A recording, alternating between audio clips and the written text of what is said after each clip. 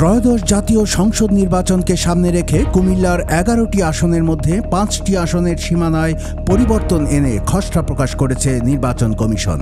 এ নিয়ে রাজনৈতিক নেতাকর্মী ও সাধারণ মানুষের মধ্যে দেখা গেছে অসন্তোষ। এমন সিদ্ধান্তকে সম্পূর্ণ অযৌক্তিক বলে দাবি করছেন তারা। ইসির এই সিদ্ধান্তের বিরুদ্ধে এরই মধ্যে আগারগাঁওয়ের নির্বাচন ভবনে আবেদনও জানাতে শুরু করেছেন সংক্ষুব্ধ ব্যক্তিরা। কুমিল্লার সদর দক্ষিণ, লালমাই ও নাঙ্গলকোট নিয়ে গঠিত কুমিল্লা 10 আসনের 3 উপজেলাকে ভেঙে 3 আসনে যুক্ত করা হয়েছে এই খসড়া প্রস্তাবে। কুমিল্লা 10 আসন ছাড়া পরিবর্তন আসা বাকি 4টি আসন হচ্ছে দাউদকান্দি ও তিতাস উপজেলা নিয়ে গঠিত কুমিল্লা 1, হোমনা ও মেঘনা নিয়ে গঠিত কুমিল্লা 2, লাকসাম মনোহরগঞ্জ নিয়ে গঠিত কুমিল্লা 9 এবং 14 গ্রাম উপজেলা নিয়ে গঠিত কুমিল্লা 11 আসন।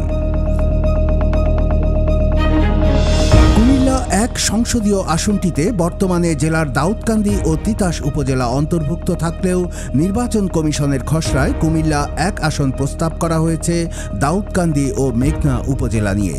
এই আসন থেকে তিতাস উপজেলাকে সরিয়ে সেখানে যুক্ত করা হয়েছে মেঘনাকে। আর কুমিল্লা 2 আসনটি বর্তমানে হোমনা ও মেঘনা উপজেলা নিয়ে থাকলেও খসড়ায় সেখানে হোমনার সঙ্গে অন্তর্ভুক্ত করা হয়েছে তিতাস উপজেলাকে।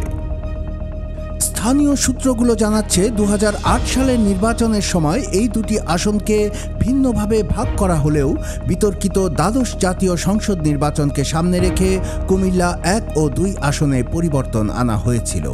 সে সময় কুমিল্লা 1 আসনে দাউদকান্দির সাথে থাকা মেঘনাকে সরিয়ে তিতাস উপজেলাকে যুক্ত করা হয় এবং কুমিল্লা 2 আসনে হোমনার সাথে থাকা তিতাসের স্থানে মেঘনাকে যুক্ত করা হয়। এর মাধ্যমে কুমিল্লা 1 ও কুমিল্লা 2 সংসদীয় আসন পূর্বের রূপ ফিরে পেয়েছিল। বর্তমান নির্বাচন কমিশনের খসড়ায় এ দুটি আসনের পরিবর্তনে ক্ষুব্ধ স্থানীয় বিএনপি। কুমিল্লা 2 আসনের সীমানা নির্ধারণের প্রতিবাদে 2 আগস্ট শনিবার দুপুরে সংবাদ সম্মেলন করে মেঘনা উপজেলা বিএনপি। সংবাদ সম্মেলনে বলা হয়, প্রাকৃতিক ও ভৌগোলিক বাস্তবতায় মেঘনার সঙ্গে দাউদকান্দির কোনো সেতুবন্ধ নেই, কারণ দুটি উপজেলার মধ্যে রয়েছে বিশাল মেঘনা নদী।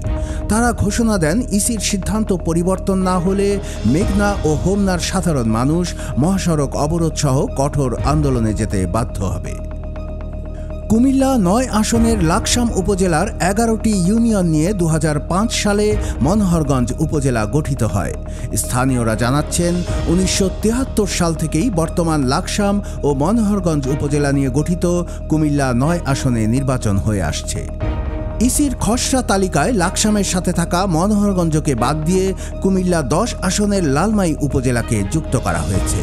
এই সিদ্ধান্তের পর থেকেই ক্ষুব্ধ লাকসাম ও মনোহরগঞ্জের মানুষ। 3 আগস্ট রোববার এ নিয়ে ইসিতে আপত্তি জানানো হয়েছে।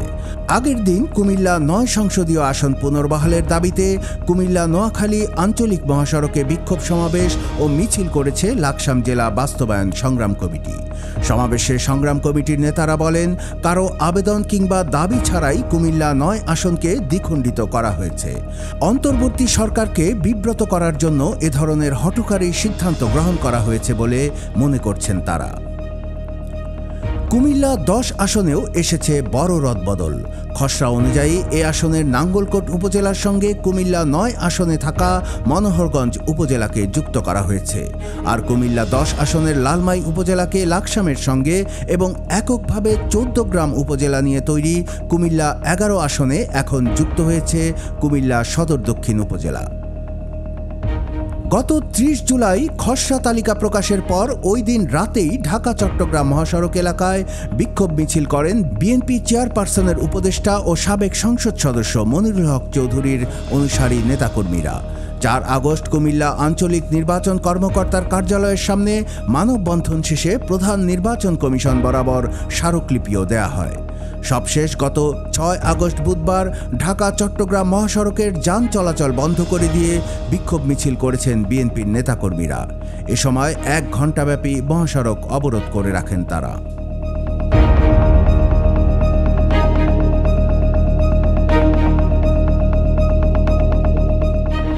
মনিরুল হক হক চৌধুরী দীর্ঘদিন ধরে 2008 সালের নির্বাচনের আগে বিলুপ্ত হওয়া এবং বর্তমানে কুমিল্লা সদর ও লালমাই উপজেলা এবং কুমিল্লা সিটি কর্পোরেশনের 9টি ওয়ার্ড নিয়ে গঠিত কুমিল্লা 9 আসন পুনর্বহালের দাবিতে আন্দোলন করে আসছেন। মনিরুল হক চৌধুরীর দাবি, বর্তমানে ইসির খসড়া তালিকায় দক্ষিণ কুমিল্লার আসনগুলো লণ্ডভণ্ড করে দেওয়া হয়েছে। তার মতে নির্বাচন কমিশন সংস্কার কমিশনের প্রস্তাব বাদ দিয়ে আরেকটি গায়েবী কমিটির মাধ্যমে এমন সিদ্ধান্ত নেওয়া হয়েছে। এ নিয়ে উচ্চ পর্যায়ের তদন্তেরও দাবি করেছেন তিনি বলেন, কার স্বার্থে এবং কী কারণে জনগণ ও রাজনীতিবিদদের পছন্দের বাইরে অন্যায় সিদ্ধান্ত চাপিয়ে দেওয়া হচ্ছে সেটি খতিয়ে দেখা উচিত সরকারের। চৌদ্দগ্রাম উপজেলা জামায়াতে ইসলামী সেক্রেটারি বেলাল হোসেন জানান, বিষয়টি নিয়ে তারা সাংগঠনিকভাবে এখনও কোনো আপত্তি জানাননি, তবে চৌদ্দগ্রামের মানুষ পূর্বের অবস্থায় বহাল থাকতে চান। কুমিল্লার কাগজ নিউজ ডেস্ক।